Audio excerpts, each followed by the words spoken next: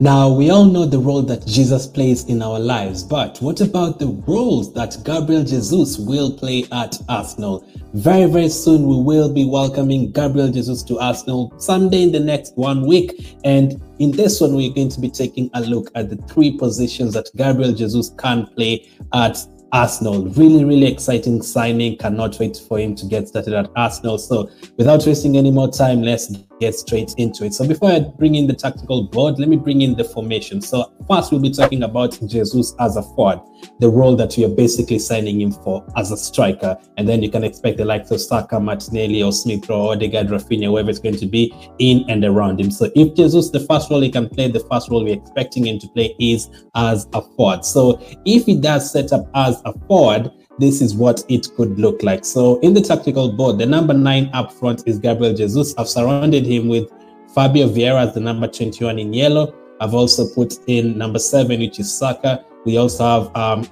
Smith Rowe and Odegaard in midfield. So I'm assuming this is when we are playing against the, I don't want to call them smaller clubs, but you know, the home games against the likes of Nottingham Forest, Bournemouth, the games that you expected to win. So if we have something looking like this, as a forward, Gabriel Jesus will be with the only role we'll expect him to play here is the only position is somewhere around here. Just stick in the box, just stay in the box, wait for the ball to come in, wait for the ball to come in. We don't expect him to do any other thing. The reason I've included Odegaard here, Smith Rowe, Saka, and Fabio Vieira is because they'll be doing all the creativity basically. So Jesus will not be needed anywhere in midfield. Fabio Vieira will be providing from the left side. We'll have Saka providing from the right side as well. Odegaard and Smith Rowe will be providing from the midfield as well. And if someone like Tierney makes these runs over here and Tomiyasu makes these runs over here, you do expect them to cross the ball, and we expect Jesus to be in and around that position up front. So that is the first role Jesus can play at Arsenal. Just stay there, don't move anywhere, just tease the defenders, give the defenders headaches, give the goalkeepers headaches. Whether you're up against 2 defenders, 3 defenders, just stay in and around there, because when you're playing against those smaller teams, sometimes they'll just park the pass. So we expect Jesus to be in and around the box.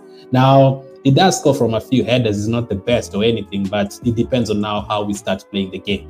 Tierney can put in the ground crosses. Tomiyasu can put in the ground crosses. If you have Odegaard here, if you have Odegaard playing from deep, he can put in the through passes. If you have Saka as well, he knows how to create as well. He had double-figure assists last season. Odegaard did well as well. If Smith is pushing from the back as well, all that's like 6-7 different players who can create for him. So that's the first role that Jesus can play at Arsenal, basically as a number 9. Don't move, just stay in the box and do for us the job right there in that position. That is a position we expect to see him most of the times.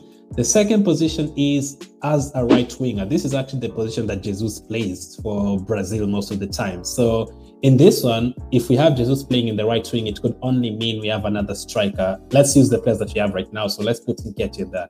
If we are forced to use Jesus on the right side, then that means we are playing Nketiah up front. No one else really. It can't be. We've never really used Martinelli as a forward unless we sign another striker. That will mean Saka on the left side and then Odegaard. Now, the only reason you can end up playing with Jesus on the right side is, one, if Arteta wants to try both of them on the same pitch at the same time.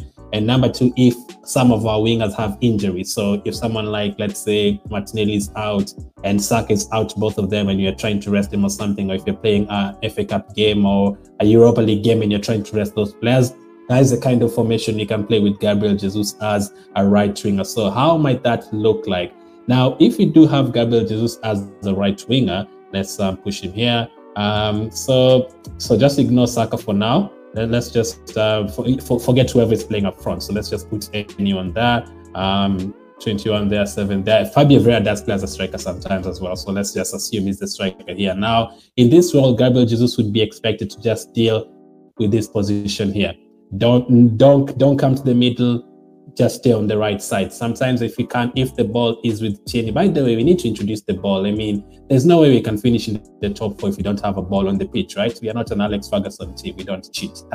The Money fans will be in the comments saying, what are you talking about? Anyway, if the ball is around here and Tierney is around this side and Saka is overlapping on this side as well, and the ball is on that side, and you only have, let's say, Nketiah in the middle here, I should have had number 14 there. In fact, I think it's easier if we introduce number 14, right? Let's introduce number 14 on the pitch. Our new number 14. It still feels weird that we do have a number 14 on the pitch. So let's introduce number 14 here. Let's introduce him here. Let's take out Fabio Vieira for now. So if Edu and Arteta is here, number 14, it feels like I'm talking about Tyrion, really, literally. So if the ball is on the left side and Edu and Arteta is by himself in the box, then Gabriel Jesus can act as a second striker and he can come in behind here, knowing there's someone else to protect him from this side, and Tomiyasu is in position on that side. So if Edu and Arteta is here and Tierney is here and Saka is here, those guys can really cross the ball. They are two of our best creative players over the last 2 seasons. If the ball comes in, passes in Arteta, there is another striker in behind him. But if we're defending, that's the other thing. If we are actually the team that is defending and the other team does have the ball, we will expect Gabriel Jesus to do a lot of defensive work. That's the thing with playing as a right winger. We'll need Jesus to come back here somewhere, play in this role somewhere.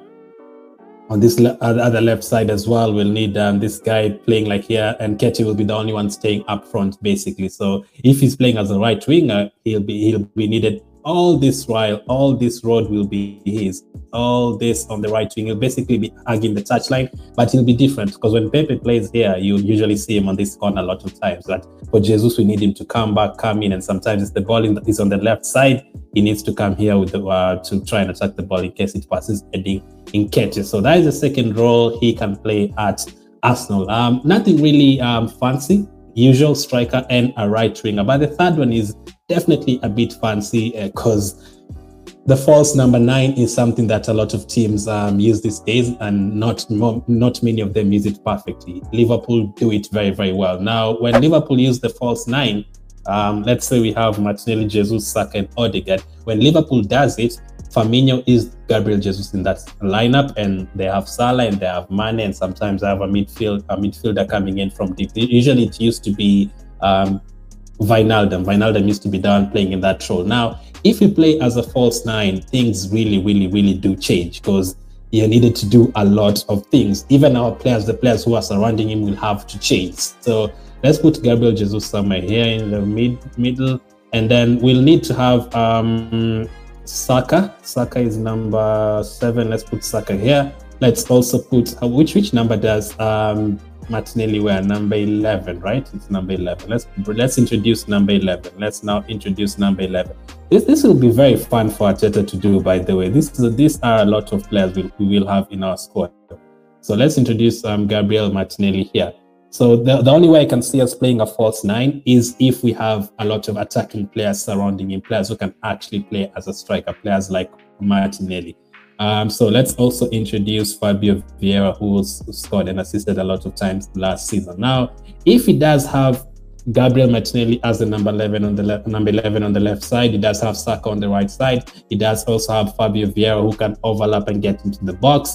Then Jesus will be needed in this role. Now, all this will be Gabriel Jesus. He will be needed he can do anything he wants here. Any of these positions. He can drift to the left side if he wants. He can move to the right side if he wants. He can get in the box if he wants. He can come in behind if he wants. Basically, he can do whatever he wants in that lineup. Now, why I'm saying it depends on which players are surrounding him. I don't think Gabriel Jesus can play as a false 9 if we have, I don't know, Smith Rowe next to him and Xhaka next to him. No, you'll need players who can really pass and go ahead of Gabriel Jesus when you have the ball. The only time I can see us using this formation is if you're playing like against the Liverpool and those kind of teams, those teams that will probably dominate us and we don't want to concede 4 or 5 goals. So we are packing the midfield, and Jesus is even coming to this position sometimes. So it will look something like this when we have the ball. Now, I also don't expect Odegaard to be in that lineup at the same time, or with Fabio Vieira. One of them will have to drop in, because if you're playing like a Liverpool, you'd expect Xhaka to start. So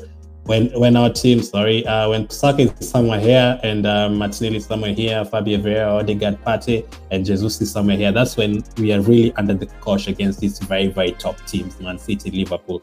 Now, when Jesus has the ball around here, if he's playing as a false 9, if you have Xhaka next to him and Elneny, you're in a bit of trouble. You will need someone like a Martinelli to run in behind him there. You'll need Saka to run in behind him. You'll also need midfielders like Vieira to run in behind him, so that Jesus, when he has the ball, he actually creates chances. He's had more than 40 assists for Man City. So he can put in some through balls for Martinelli, for Saka, for Fabio Vieira, or even if he's drifted to the right side, he can also do the job from there. There'll have to be a lot of mobility and creation. That is why we are trying to get this kind of squad.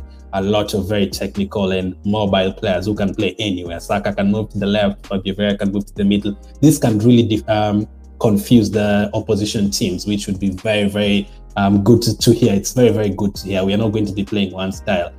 So Jesus, when Jesus is on the right side, we can have Saka coming to the middle, then Jesus can play those through balls, but we are actually playing without a striker. When City do it with De Bruyne and Foden, sometimes we find De Bruyne here, sometimes it's even here, sometimes it's even here. It's basically a free role. When you're playing as a number 10 in a 4-2-3-1, it's basically a free role, but the false 9 is even more than that. You can literally drift to whichever part you want, but most of the times you will be the striker, you'll be the farthest forward player on the pitch, but it doesn't really matter as long as you can judge, you can communicate to the rest of the players on the pitch. Jesus can play anywhere in and around this position. So that's how a false 9 would look like. But if you're playing a false 9, the likes of Martinelli have to be on the pitch, players who can run in behind for Jesus to create whenever we have the ball, especially when you're playing against those Liverpools. You need some pacey players to run in behind. It could be Martinelli, it could be Saka, it could even be Smith Rowe. He scored a few goals last season. It could be any one of those players. But Jesus as a false 9 will be very interesting to see him playing in that kind of role. He's never really done it at City. He's played as a right wing and as a striker. City play with Foden and De Bruyne as a false 9. Firmino is a striker, but with Liverpool he plays as a false 9. He operates in all of these positions. So it's going to be very interesting to see how this guy performs for us. Those are the 3 different roles he can play for us. And I cannot wait, man. This would be an amazing signing. Let's go back to the tactical board first. When we had Lacazette, let's say Lacazette could play here and here. He couldn't really play on the left side or on the right side. When we had Giroud, he basically could just play here as our number 9. He couldn't really play as a 10. He couldn't really come in behind here or play here or play here. Giroud couldn't really do that. So I think this is like the first striker we've had who can really operate anywhere for a long time. So hopefully it does work out for him. So let me recap it again. Jesus as a right winger, we've talked about that. That is if we are having to play someone like Nketiah or another striker on the pitch as well, and sometimes we are missing Saka or Martinelli, want to rest them, then we can play with both of them. If you're playing Gabriel Jesus as a forward, it's obvious. Whenever you have any creative players in behind him and you're playing against the easier teams at home, you have Martinelli, you have Smith Rowe, you have Saka, you have Fabio Vieira on the pitch. They can all create for him, so Jesus doesn't really have to, create the chances for us or anything like that. He just stays forward and scores the goals.